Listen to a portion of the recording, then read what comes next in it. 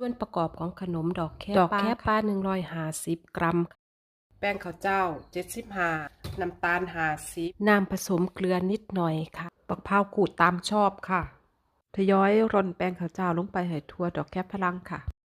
ทยอยใส่น้ำเกลือแล้วก็คลุกเคล้าดอกแคฝรั่งให้เข้ากันค่ะบ่ให้แฉะหรือว่าให้ล้วนเกินไปค่ะหม้อร้อนเอาลงไปนึ่ง30 นาทีค่ะได้แล้วค่ะขนมดอกแคปลาสุกแล้วแซ่บค่ะ